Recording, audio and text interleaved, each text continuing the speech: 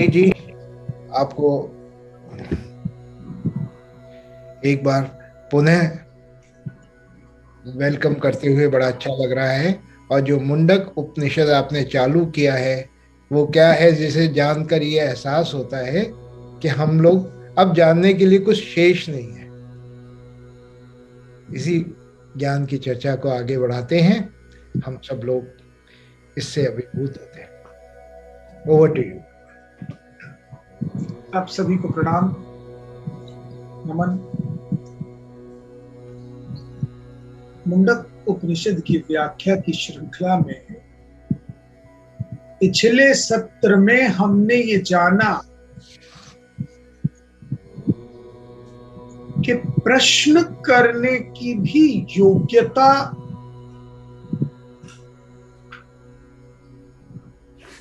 सामान्य व्यक्ति के प्रश्न करने की योग्यता से ज्ञानी व्यक्ति की योग्यता भिन्न होती है, और प्रश्न की क्वालिटी से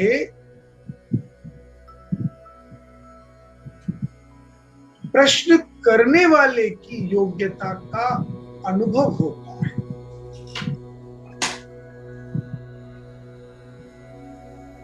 क्योंकि 88,000 ऋषियों के गुरु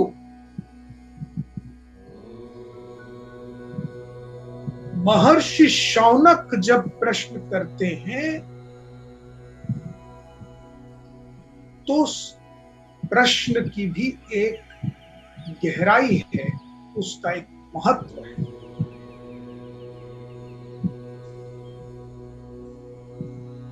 और प्रश्न किससे किया जा रहा है, ये दर्शाता है कि इतना योग्य प्रश्नकर्ता किसी साधारण व्यक्ति से प्रश्न नहीं कर रहा, जिसे वह अपने से भी ज्यादा योग्य समझता है, उसके सामने जाता है, नतमस्तक होता है, आज्ञा लेता है कि क्या मैं अपने मन की अकुलाहट का कारण जान सकता हूं। ये जो व्याकुलता है, ये तमाम ज्ञान के बाद भी जा नहीं रही, मन विचलित है।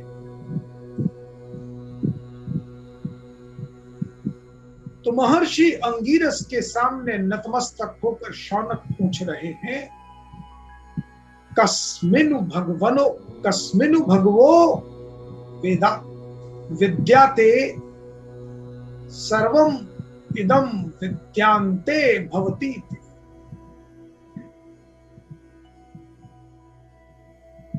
कि ऐसा क्या है हे भगवान, जो जानने के पश्चात सब कुछ जाना हुआ प्रतीत हो। सर्वम इदम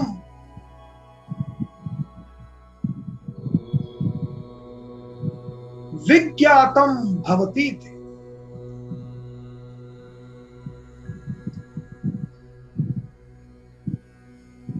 तो महर्षि अंगीरस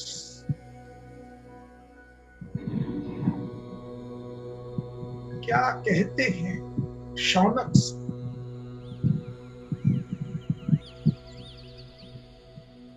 तस्मै सह उवाच। ये प्रश्न सुनकर महर्षि अंगीरस शौनक जी से कहते हैं कि द्वै विद्ये विदत्तव्ये,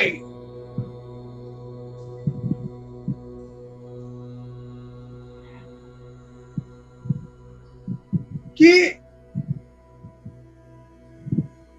इस संपूर्ण ब्रह्मांड में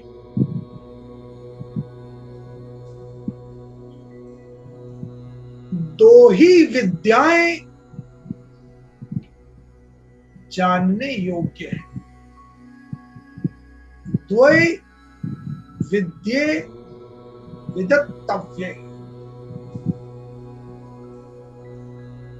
दो ही विद्याएं हैं जो जानने योग्य हैं।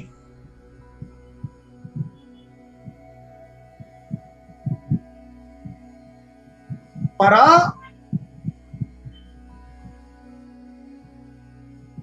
च ऐव अपरा, द्वै विद्ये विदत्तव्ये,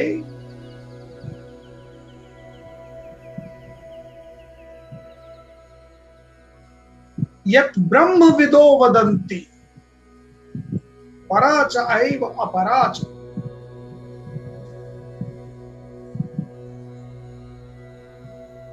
एक विद्या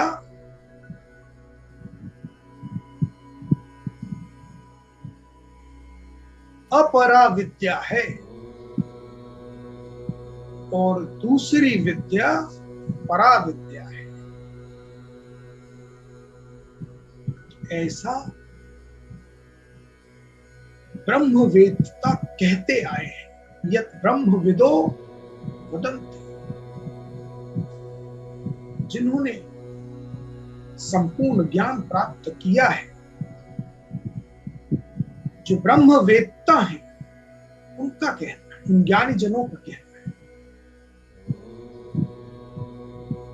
तो क्या है ये अपरा विद्या और परा विद्या?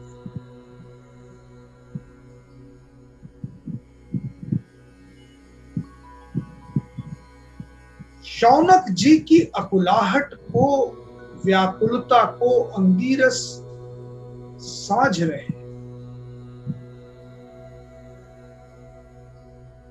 महागुरु हैं, कहते हैं कि एक अच्छा डॉक्टर दवा देने से पहले मर्ज को समझता है।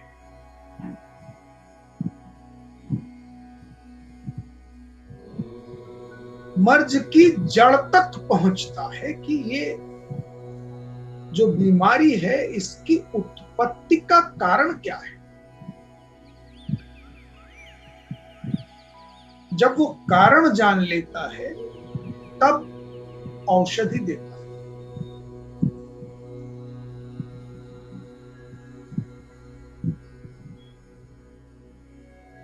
इसी प्रकार एक सामर्थ्यवान, विद्यावान, विद्वान गुरु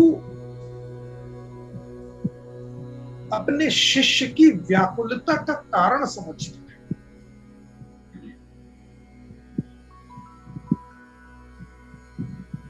क्योंकि शिष्य कोई साधारण शिष्य नहीं है, वह महान विद्वान शिष्य है। फिर भी उसके मन में जो विचलन का कारण है, वो क्या हो सकता है? तो उसका उत्तर देते हुए वो कह रहे हैं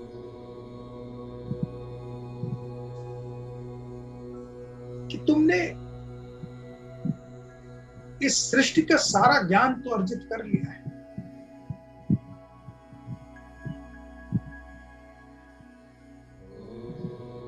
तुम 88,000 ऋषियों के गुरु हो,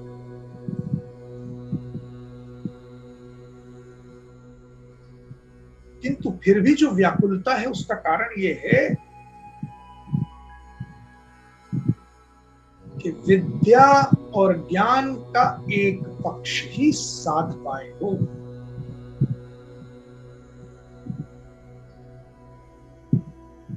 अब तक की जितनी विद्याएं तुमने स्वयं सीखी हैं,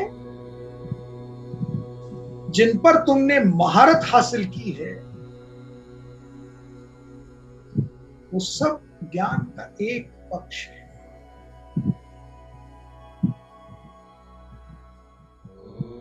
और वो है अपरा विद्या।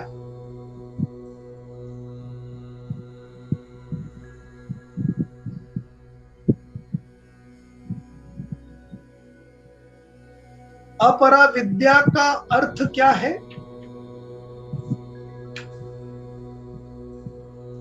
तत्र परा, तत्र परा, अर्थात ये जो दो विद्याएं हैं, द्वे विद्ये वदितव्ये, उनमें जो तत्र मतलब उन दोनों में से अपरा विद्या क्या है?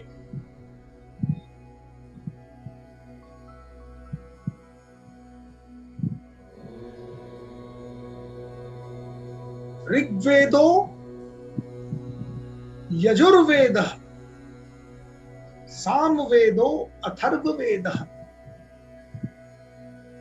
शिक्षा कल्पो व्याकरणम निरुक्तम छंदो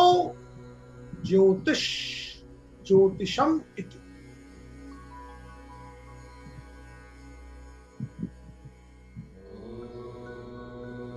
ऋग्वेदो यजुर्वेद, ऋग्वेद का सारा ज्ञान, यजुर्वेद का सारा ज्ञान, सामवेदो अथर्ववेद,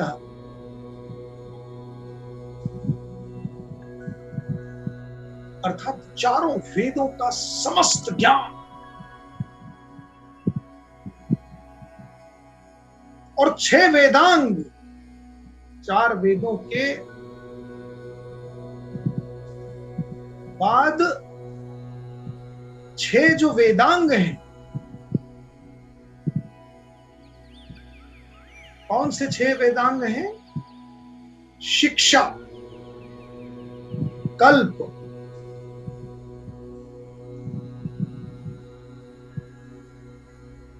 व्याकरण निरुक्त, छंद और ज्योतिष।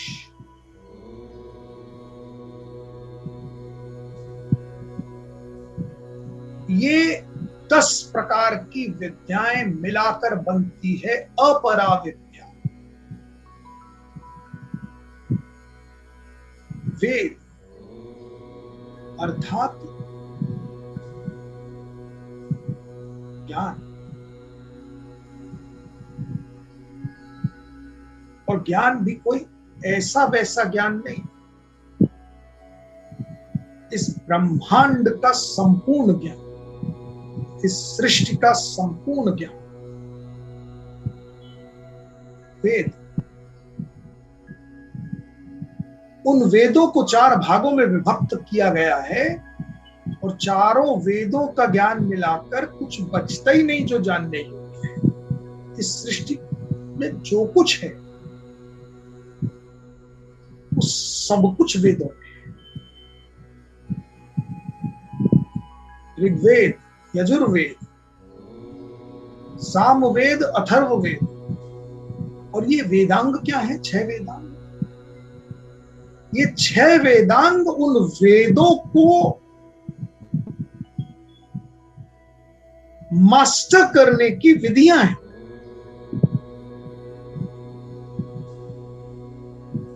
There's something called knowledge, and there's another knowledge which demonstrate how to gain knowledge, the method to gain knowledge. आपने कई बार ये सुना होगा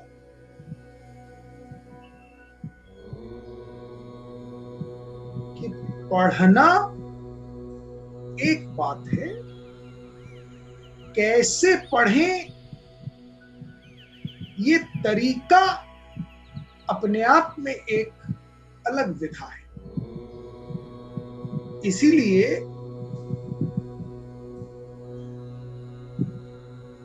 विद्यालय में, महाविद्यालय में कोई कोई शिक्षक, कोई कोई गुरु बहुत पॉपुलर होता है,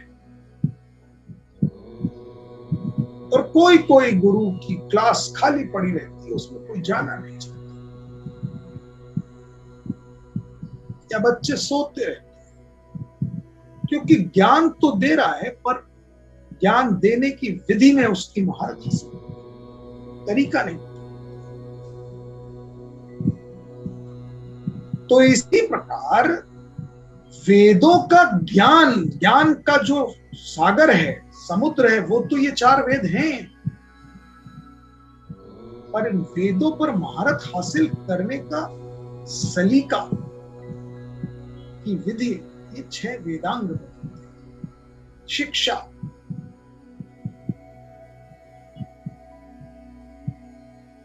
अर्थात इन वेदों को किस प्रकार से अध्ययन करना है,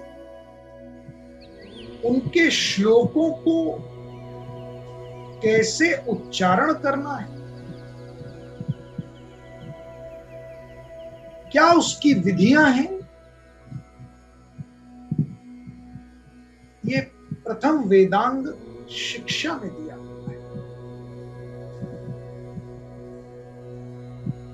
कल्प दूसरा वेदांग।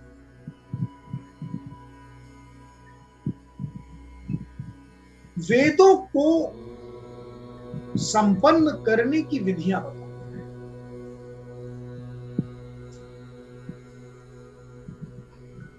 कैसे यज्ञ किया जाए, यज्ञ करने की क्या क्या विधियां हैं,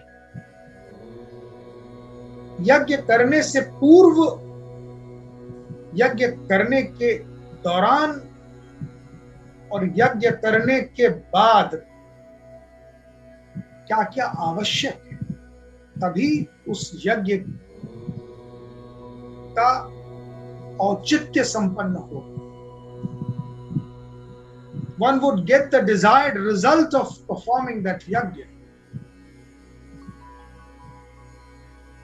मैंने आपको पिछले सत्रों में ब्रह्म सूत्र के बारे में बताया था, ऐसे ही ग्रह सूत्र के बारे में भी बताया था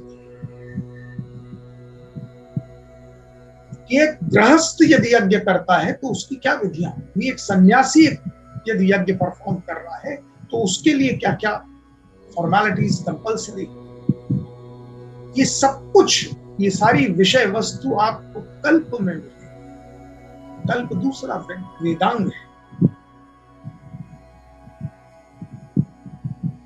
व्याकरण तीसरा वेदांग है।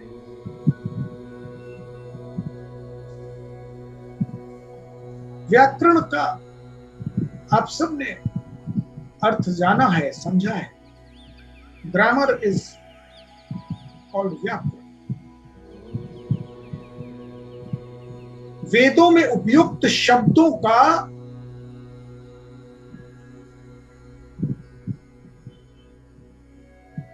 क्या प्रत्यय है,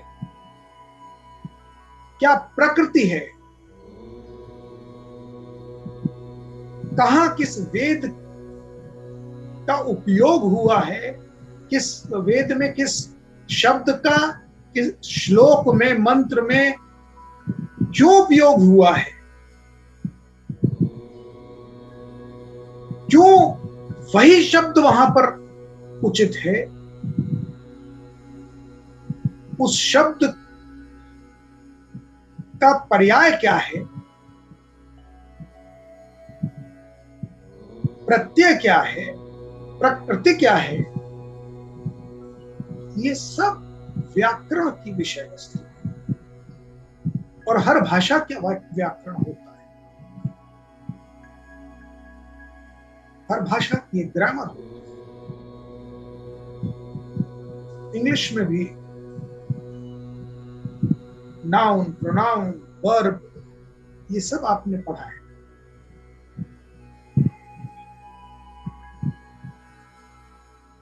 adjective, past tense, present tense, future tense, present participle, past participle, ये सब जो भाषा को और उसकी इंट्रिकेसीज को आपके सामने प्रस्तुत करता है कि कहां कौन सा शब्द उपयोग करना है, किस फॉर्म में करना है, वरना अर्थ का अनर्थ हो जाए।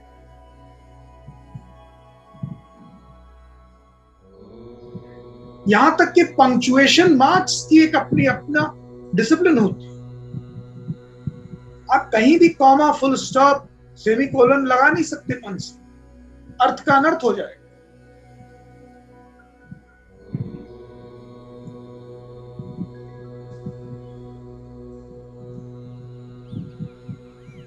रोको मत, कॉमा, जाने दो।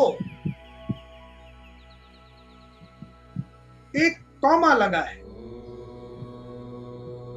वाक्य का मीनिंग क्या है, अर्थ क्या निकल रहा है कि रोको मत, जाने दो। सिर्फ कॉमा की पोजीशन बदली, रोको कॉमा मत जाने दो। देखिए,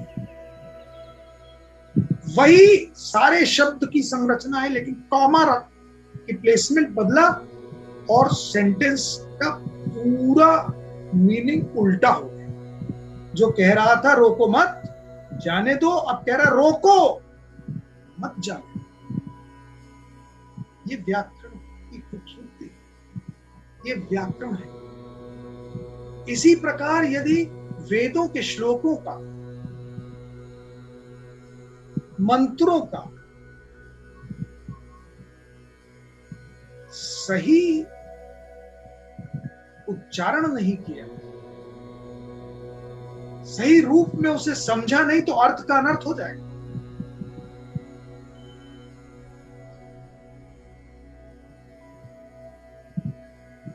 उद्देश्य का पराभव हो जाएगा। इसलिए बहुत महत्वपूर्ण विधा है व्याकरण।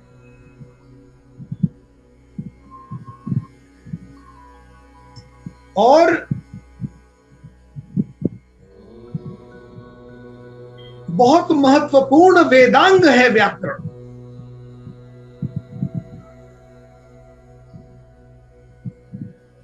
शिक्षा कल्प व्याकरण के पश्चात आता है निरुक्त। निरुक्त का अर्थ होता है इटनोलॉजी। किस शब्द की उत्पत्ति कहां से हुई,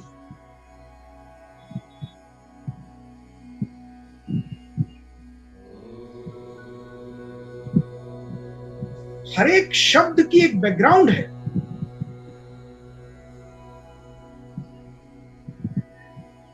कोई भी शब्द निरर्थक नहीं है। There's nothing in the entire Ved which is meaningless. This is the beauty of this extraordinary creation of knowledge.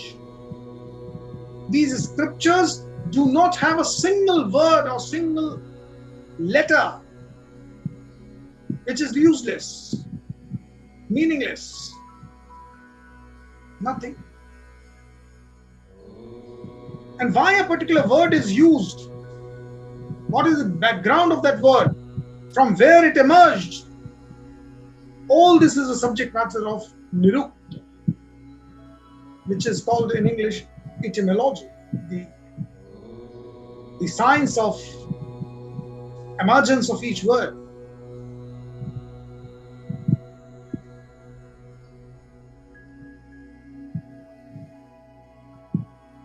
Geography के जिस पार्ट में 5 नदियां प्रवाहित हो रही हैं,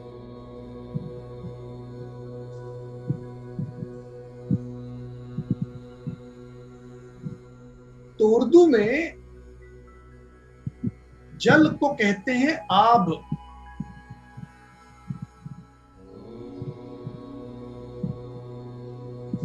पानी, 5 प्रकार का पानी, 5 नदियों का पानी, आब।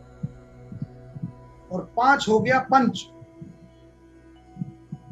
और देखिए फॉर्म हो गया एक ज्योग्राफिकल एरिया की आइडेंटिटी, पंजाब। पंच आब वो पंजाब।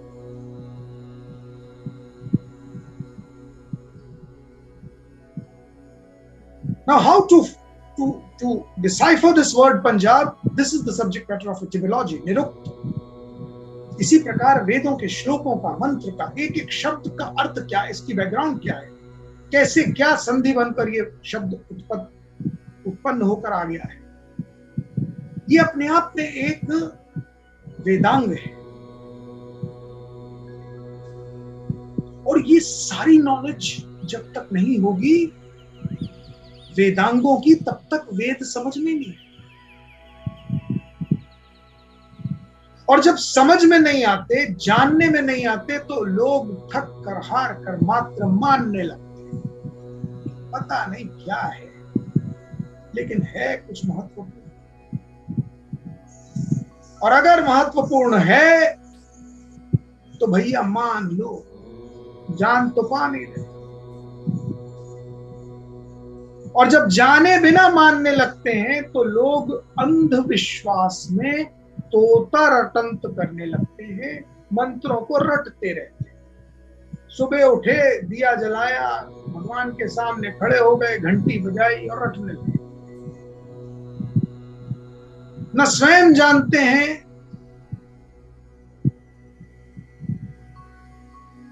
न कोई सुनने वाला जानता है। इसलिए उस रटने का प्रभाव कुछ नहीं मिलता। डिजायर्ड रिजल्ट नहीं मिलता, उद्देश्य प्राप्त, क्योंकि आप तो जानते नहीं आप क्या करते, आप तो सिर्फ रट रहे हैं। एक श्लोक किसी ने बता दिया, अरे देखो बहुत पवित्र है, बहुत महत्वपूर्ण है,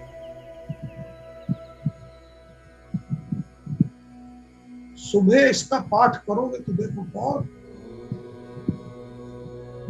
उसका प्रभाव तुमको मालूम होगा।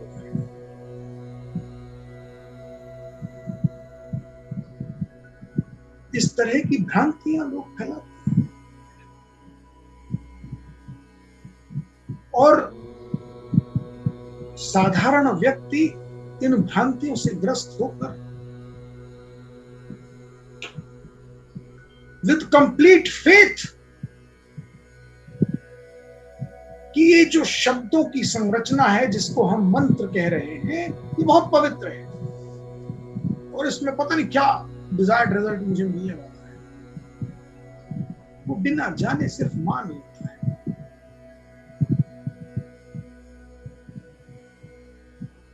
और अथक परिश्रम के पश्चात भी निराश रहता है, शिकायत करता रहे, मैं तो कब से पूजा कर रहा हूं, भगवान मेरी सुनते ही। अरे भगवान तो तुम्हारे अंदर ही है, तुम ही भगवान, उसे जागृत कर ही नहीं पा रहे क्योंकि तुम तो कुछ जानते ही नहीं कि उसे जागृत कैसे करना है।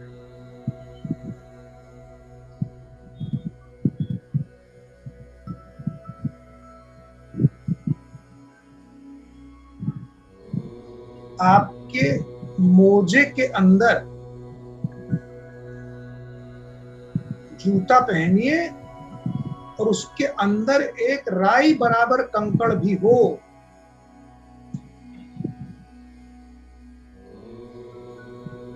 चार कदम नहीं चल पाते आप।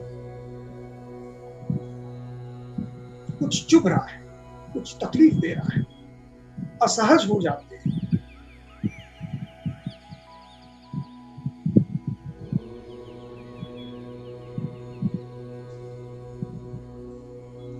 जूता उतार के, सॉक्स उतार के झाड़ते हैं। इतना महीन कोई कंकड़ दिखता भी नहीं आंखों से, कुछ निकल गया, पैर भी झाड़ लेते हैं, फिर दोबारा सॉक्स पहनते, जूता पहनते, तब अगला कदम। लेकिन अज्ञानता को इग्नोर करते हैं।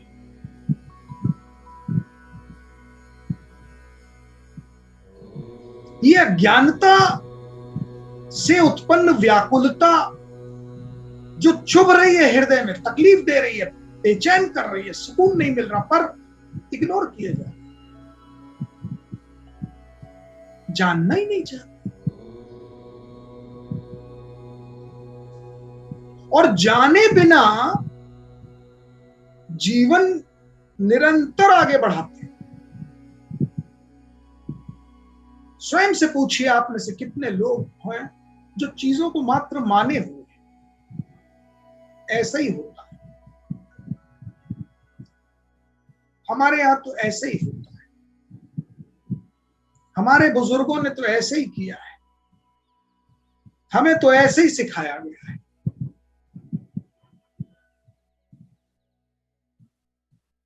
ये भी नहीं पूछते कि जिन्होंने सिखाया है उन्होंने किस उद्देश्य से सिखाया। उन्होंने तो कुछ और सोच के सिखाया होगा। तुम तोता बन गए, तुम बस रटने लगे। कुछ विधियां बता दी, बस वो विधियां करने लगे। तुम्हें लगा कि ये विधियां नहीं की तो भगवान प्रसन्न नहीं। सारा फोकस ज्ञान से हटकर रिचुअल्स में लग गया, और रिचुअल्स इतने महत्वपूर्ण हो गए कि रिचुअल्स परफॉर्म क्यों किए जा रहे हैं उसकी इटिमोलॉजी, उसका निरुक्त कोई भूल। और जानने और न जानने का अंतर होता क्या है? ये आज आप चारों ओर नजर उठाकर देखिए, लाखों चलते फिरते प्रमाण आपको दिखाई दे जाएंगे। बिना जाने मानते चले जा रहे हैं। विश्व में जितना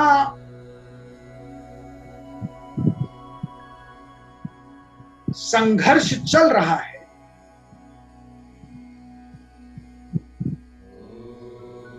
जितना बवाल हो रहा है, कहीं बम फूट रहा है, कहीं लोगों की लाशें बिछी हुई हैं, वो इसलिए कि जो मैं मानता हूं वो भी तुम मानो। यदि तुम मानने को तैयार नहीं हो तो मैं तुम्हें जीने देता। जो मैं मानता हूं वही तुम, और जो मैं मानता हूं मैं जानता नहीं हूं कि मैं क्यों मानता हूं।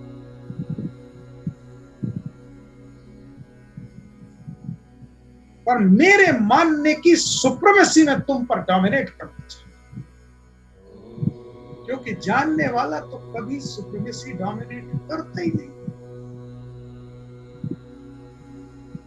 इस पूरे विश्व के इतिहास को उठाकर देख लीजिए, भारत ने कहीं किसी को जाकर डोमिनेट किया तलवार के जोर पे? कहीं किसी को तलवार की नोक पर कहा नहीं है ये लो जो मैं जानता हूं तुम भी जानो, ये जो मैं जान चुका हूं उसे कुछ ना भी जानो तो मानो। ऐसा कोई डोमिनेशन आपने देखा? क्योंकि जानने वाला जानने वाला तो ब्रह्म को जान चुका, उसे तो न जानने वाले पर एक प्रकार का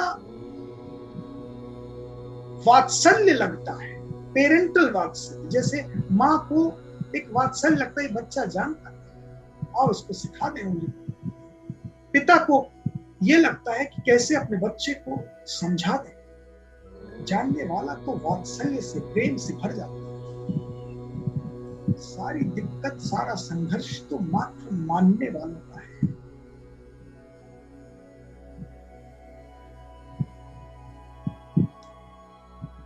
एक राजा शिकार खेलने गया जंगल में, भटक गया।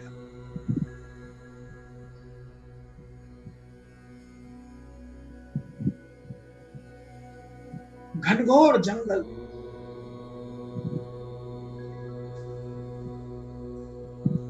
कुछ सूझ नहीं रहा था। राजा थक गया, भूखा था, प्यासा, भटक, कुछ समझ नहीं।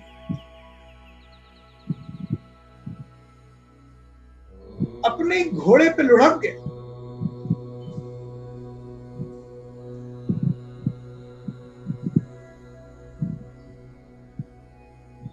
थोड़ी देर में होश आया तो देखा कि पेड़ के नीचे लेटा हुआ है, ठंडी ठंडी हवा चल रही है और एक व्यक्ति बैठा उसकी सेवा कर रहा है, उसके पैर दबा रहा है, पंखा झल रहा है, आंख खुली तो जल प्रस्तुत, भोजन प्रस्तुत। भोजन करके जल पीकर राजा तृप्त। उसने पूछा मैं यहां कैसे आया? तो उस व्यक्ति ने कहा महाराज मैं तो एक गरीब लकड़हारा हूं, मैंने देखा घोड़े पर आप बेहोश पड़े थे तो मैं आपको उठा लाया, यहां लिटा दिया, घोड़े को भी यही बांध दिया है, वो भी घास चर रहा है। राजा बहुत प्रसन्न। उसने लकड़हारे से पूछा कि तुम मुझे जानते हो, मैं कौन हूं?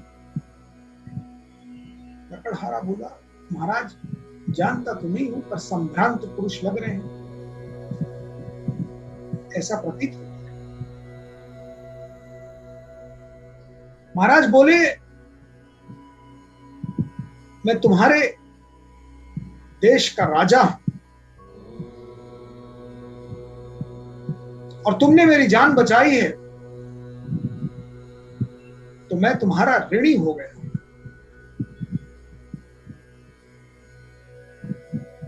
तुम जब चाहो मेरे दरबार में आओ और जो चाहो मांगो, मैं तुम्हें कुछ भेंट देना चाहता हूं, तुम्हारी गरीबी दूर करना चाहता हूं, तुम्हारे कष्ट समाप्त हो जाएंगे। लकड़हारा प्रसन्न हो गया, ठीक है महाराज मैं आऊंगा। कुछ दिनों बाद महाराज के दरबार में लकड़हारा पहुंचा, अपना परिचय दिया, महाराज मैं वही लकड़हारा हूं जिसे आपने दरबार में आने का निमंत्रण दिया था।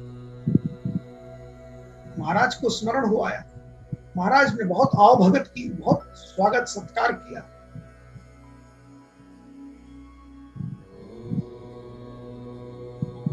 और भेंट स्वरूप चंदन का उद्यान उसे दे दिया। राज उद्यान जहां चंदन ही चंदन के वृक्ष, भरा हुआ चंदन, जिस बगीचे में आप पहुंच जाए तो खुशबू से प्रसन्न हो जाए, इतनी सुंदर महक, अद्भुत वो उद्यान, उसका और छोर दिखाई नहीं दे रहा, इतना बड़ा उद्यान, सैकड़ों एकड़ में फैला हुआ। राजा ने उसे भेंट में दी कि मेरी जान से ज्यादा महत्वपूर्ण कुछ भी नहीं, तुम ये उद्यान आज से तुम्हारा, तुम्हारे कष्ट, तुम्हारी गरीबी समझ लो दूर। लकड़हारा प्रसन्न हो गया, महाराज के सामने नतमस्तक हो गया।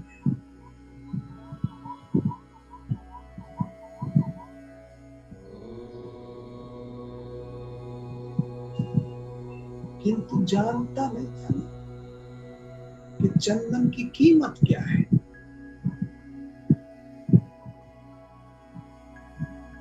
जो जानता नहीं है उसके लिए तो एक साधारण वृक्ष की लकड़ी और चंदन की लकड़ी दोनों एक,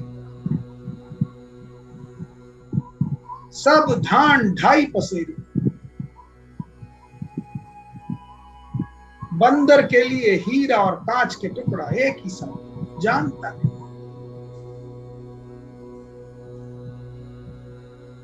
तो जिसे चंदन का उद्यान मिल गया, उस लकड़हारे को कहाँ ज्ञान है कि ये चंदन है भाई, ये तो अद्वितीय है,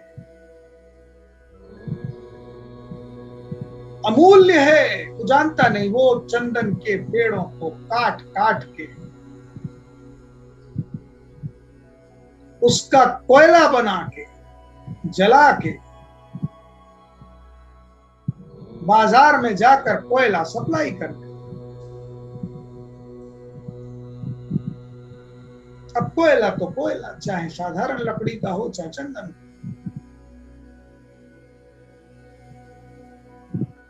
और हाथ तो दोनों ही कोयले से काले होंगे, चाहे साधारण लकड़ी का कोयला है या चंदन का कोयला है। तो लकड़हारे के सारा कोयला बिकता, तो गरीबी कहां दूर हो रही है। चंद ही दिनों में लकड़हारा राजा पोसने लगा। ये देखो, ये राजा है, इसके प्राण बचाए, इसने मुझे कोयले की दलाली में लगा दी। सब काले काले। मुझसे कहता था अब तुम्हारी गरीबी और कष्ट दूर होंगे, ये देखो मैं तो वहीं का वहीं।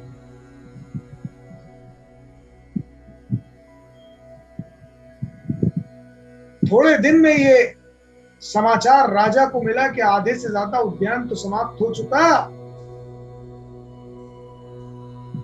जल गया, कोयला बन गया, और लकड़हारा वहीं का वहीं, वैसे ही गरीब, लाचार, कष्ट। राजा हंसा।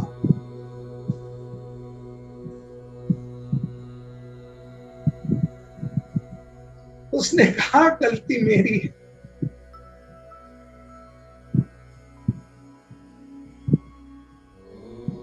जो प्रारब्ध ब्रह्मा ने लिखा उसे मैं बदलने चला था।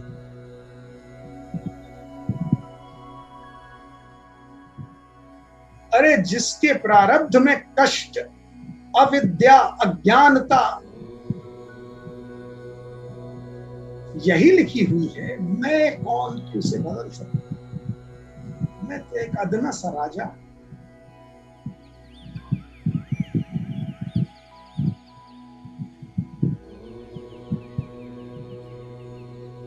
राजा ने कहा कि यदि ज्ञान होता तो उस चंदन के उद्यान की एक वृक्ष की एक शाखा का एक टुकड़ा भी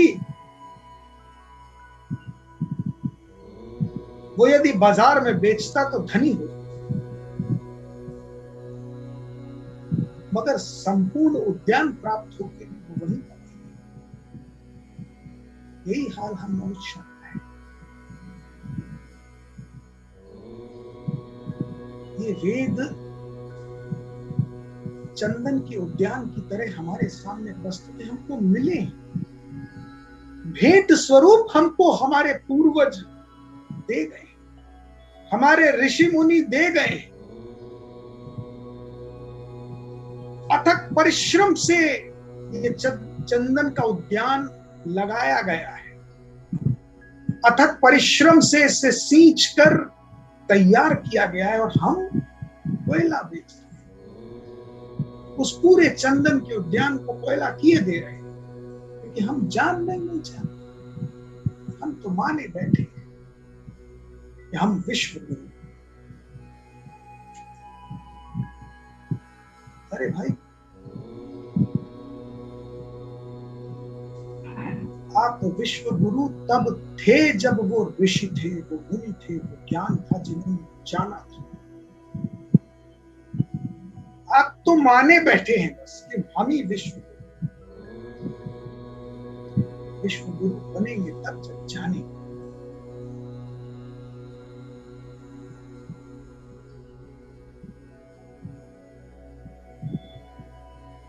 बिना जाने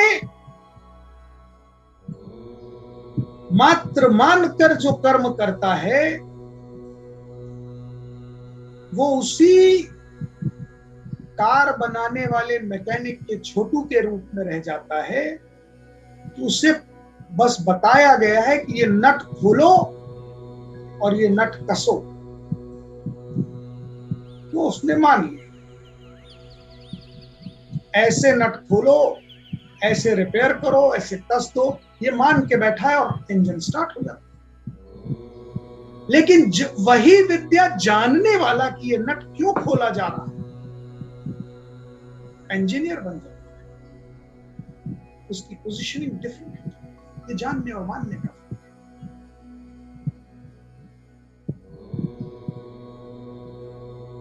तो निरुक्त के पश्चात आता है छंद, पांचवा वेदांग।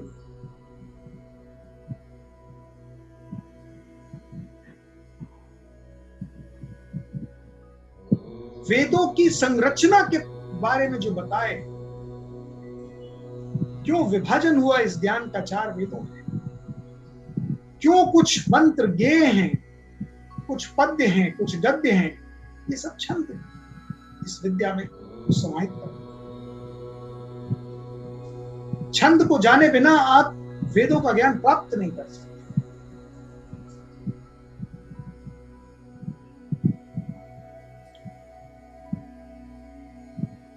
और अंत में है ग्रहों और उपग्रहों, उनके मूवमेंट, उनकी पोजीशनिंग के बारे में जो ज्ञान है उसे कहते हैं ज्योतिष। सारा विज्ञान, स्पेस साइंस, ये 6वां वेदांग है। सोचिए कितना जाना हमारे पूर्वज ऋषि मुनि।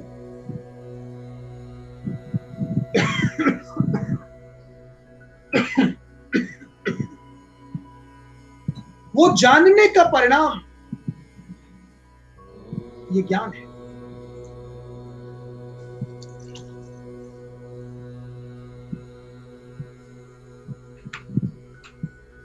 किंतु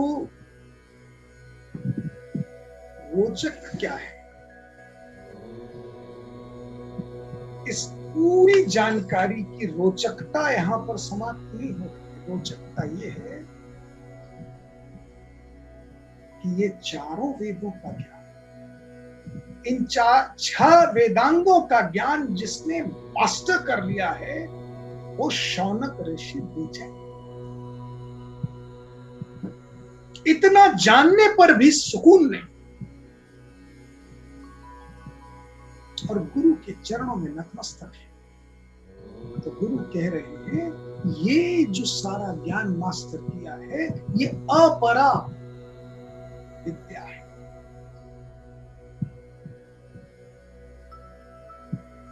और ये बेचैनी या कुलाहट, ये व्याकुलता तब तक रहेगी जब तक तुम सिर्फ अपने आप को अपरा विद्या तक लिमिटेड रखो। क्योंकि जो कुछ आपको मैंने अब तक बताया, ये 10 प्रकार की जो सारी विद्याएं, ज्ञान बताया,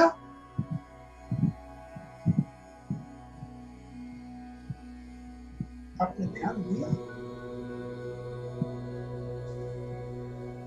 कि ये संपूर्ण ज्ञान इस सृष्टि से रिलेटेड है, प्रकृति से रिलेटेड है।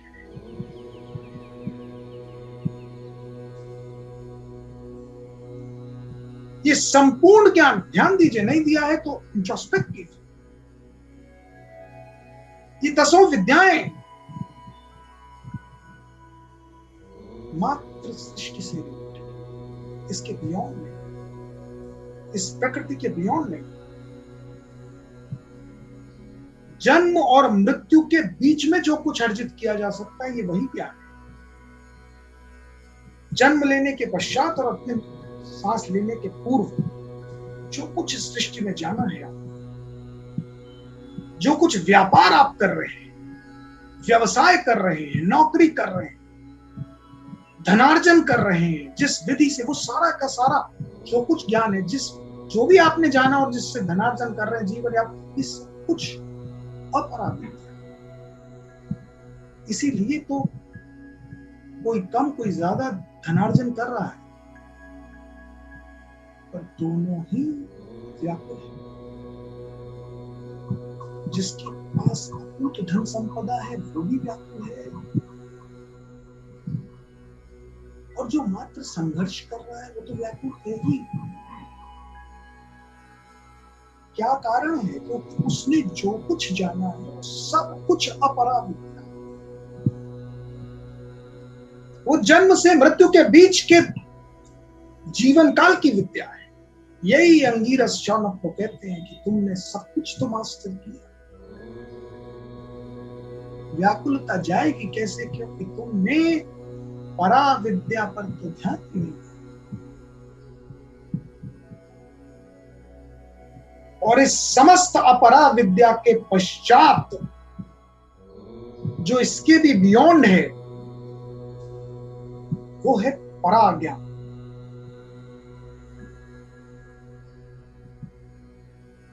तत्व को जानना, इस पूरी अपरा विद्या की उत्पत्ति जहां से हुई है उसे जानना। The point of emergence of knowledge, जिस दिन उस तत्व को जान लेंगे, ब्रह्म को जान,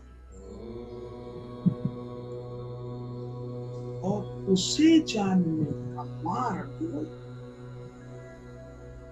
रिवर्स है। क्योंकि सारी अपरा विद्या